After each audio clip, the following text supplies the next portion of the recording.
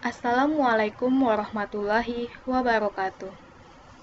Perkenalkan, kami dari kelompok 7 yang beranggotakan Elmayani, Rahmi Eka Putri, Agustian Faisal, dan Adinda Putri. Baiklah, kali ini saya, Rahmi Eka Putri, akan menjelaskan materi tentang pasar modal. Apa itu pasar modal? Pasar modal ialah pasar konkret atau abstrak yang mempertemukan pihak yang menawarkan dan memerlukan dana jangka panjang, yaitu dana jangka 1 tahun ke atas. Lembaga-lembaga yang terlibat di pasar modal, yang pertama, BAPEPAM atau Badan Pengawas Pasar Modal.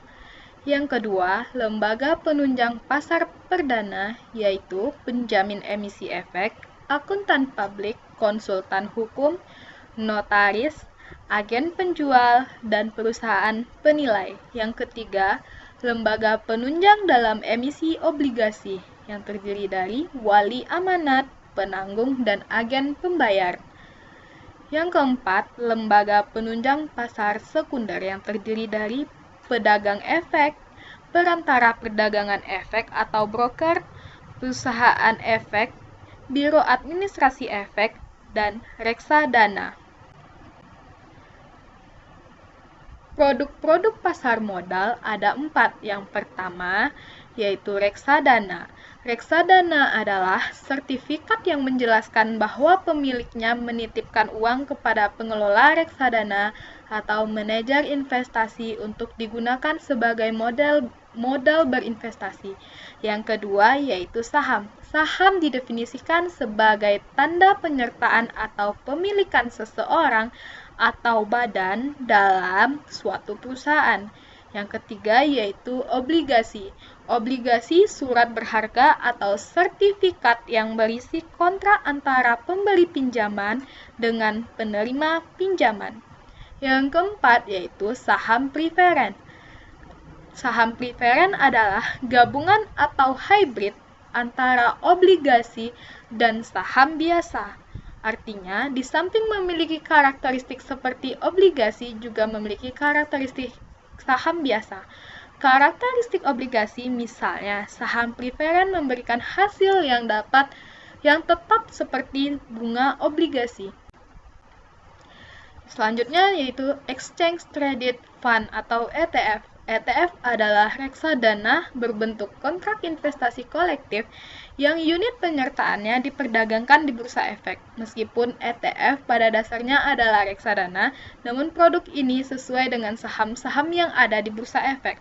ETF merupakan penggabungan antara reksadana dalam hal pengelolaan dana dengan kepemilikan saham dalam transaksi jual-beli. Perbedaan ETF dengan reksadana melalui perdagangan. 1. ETF melalui manajemen investasi atau agen penjualan reksadana, sedangkan reksadana dapat dilakukan melalui dealer partisipan di pasar primer dan pialang manapun di pasar sekunder. Sedangkan pembelian minimum untuk ETF, pembelian minimumnya yaitu 1 unit, sedangkan untuk reksadana pada pasar primer, unit pembuatan atau 1000 lot itu sama dengan 100.000 unit. Sedangkan pada pasar sekunder, 1 lot sama dengan 100 unit. Biaya transaksi. Untuk biaya transaksi ETF, biaya pembelian dan penjualan kembali umumnya 1% hingga 3%. Sedangkan di reksadana sesuai dengan biaya komisi broker atau biaya broker. Untuk resiko transaksi. Resiko transaksi dari ETF, resiko manajer investasi dari portofolio manajemen. Sedangkan pada reksadana, resiko transaksinya dapat dikontrol lebih rendah karena transaksi jual atau beli ETF dapat dilakukan setiap saat selama jam bursa berlangsung. Nilai aktiva bersih per unit penyertaan atau NAB. Di ETF, perhitungan NAB dilakukan 1 kali setelah penyelesaian jam perdagangan di BI. Sedangkan di reksadana, perhitungan estimasi NAB dilakukan setiap saat selama perdagangan BI. harga untuk ETF harganya akhir hari, sedangkan untuk reksadana harganya waktu sebenarnya. Nah, yang mendasari ETF yaitu saham, sedangkan yang mendasari reksadana yaitu indeks acuan. Nah, untuk ETF penyelesaiannya T ditambah 7, yang mana artinya 7 hari setelah transaksi dilakukan.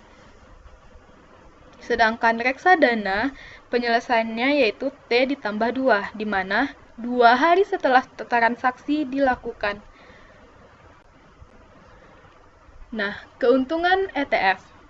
Yang pertama yaitu mudah dan fleksibel. Maksudnya di sini dapat dibeli dan dijual kapanpun selama jam perdagangan seperti layaknya sebuah saham. Yang kedua, rendah biaya dan resiko. Maksudnya di sini manajemen fee relatif lebih rendah dibandingkan dengan reksadana. Biaya transaksi ETF di pasar sekunder sesuai dengan komisi broker. Resiko rendah karena likuiditas terjamin.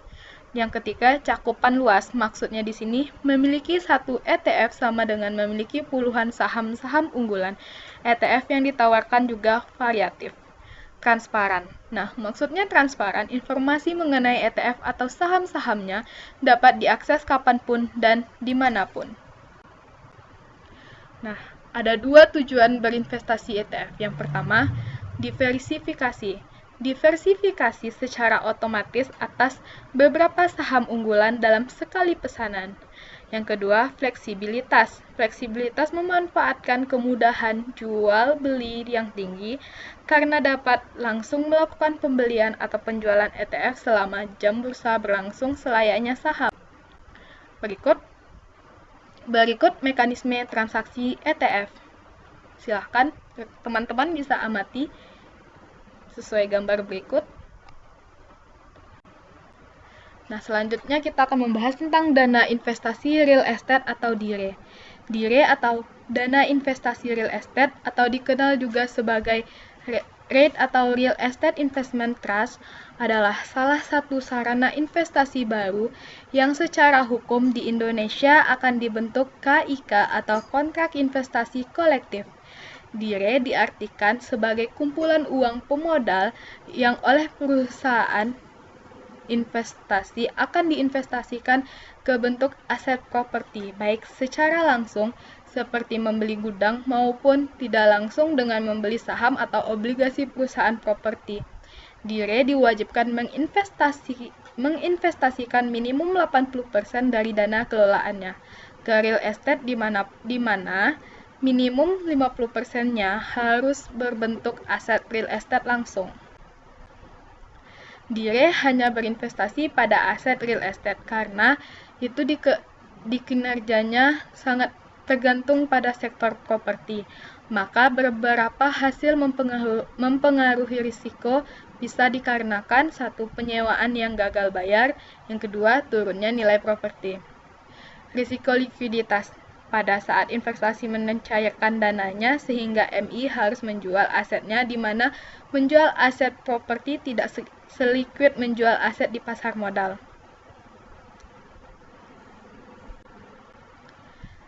Selanjutnya kita akan membahas tentang derivatif. Derivatif merupakan kontrak atau perjanjian yang nilai atau peluang keuntungannya terkait dengan kinerja aset lain. Aset lain ini disebut sebagai underlying asset.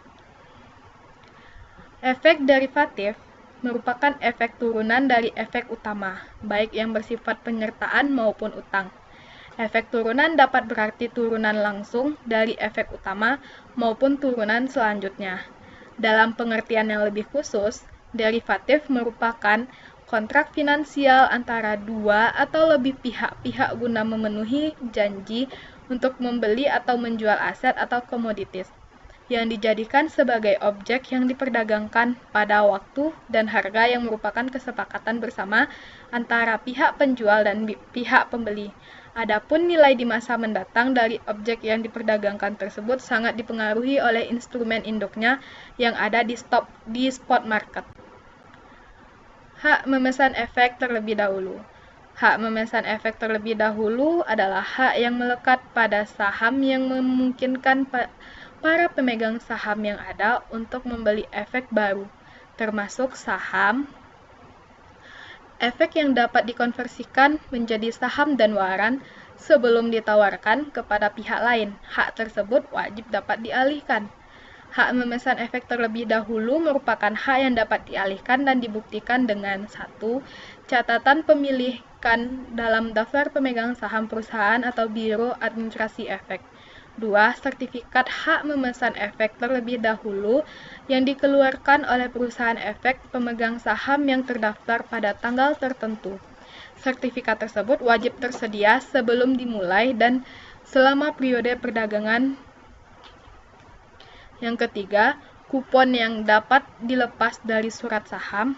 Yang keempat, konfirmasi atau laporan rekening efek yang diterbitkan.